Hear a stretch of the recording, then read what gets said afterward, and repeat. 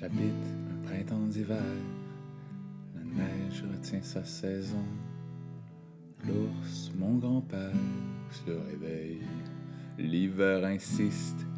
Quel plan diabolique à manigancer la vie, d'ainsi m'amener sur ce banc dans ce parc durant cette journée ensoleillée qui donne à penser qu'une fois l'hiver terminé, le printemps et qu'un impressionnement d'enchaînement d'hasard eut lieu pour apporter ces mots à mes yeux qui les distribueront ensuite à mon cœur, car c'est là où la poésie de Joséphine loge.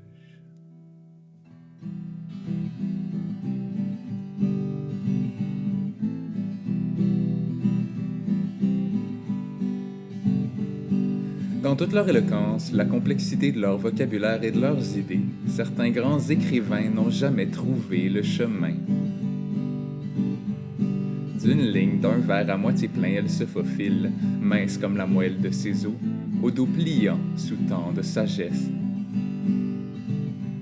La poésie de Joséphine Bacon s'inscrit dans la continuité des aînés qui regardent le fleuve passer, semblant voir quelque chose que d'autres manquent. Elle nomme, décrit, remarque, observe. La simplicité connaît les tréfonds de notre âme. Si cette dame était une plante, elle serait un roseau humblement logé au bord de l'eau, regardant les gouttes passer, discutant avec les arbres, regrettant les mots perdus. J'aime imaginer que c'est elle qui est en scène dans l'histoire du chêne et du roseau, que c'est elle qui l'a écouté se vanter de sa force, se moquer de comment le vent la malmène.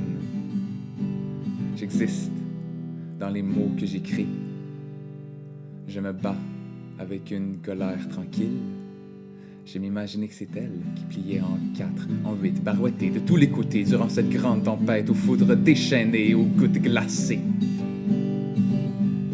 J'aime penser que son ego l'a pas empêché de regretter le grand fracas qu'effectua le chêne, tombant sous les assauts insistants du vent hurlant, et qu'en se relevant, elle a composé un poème.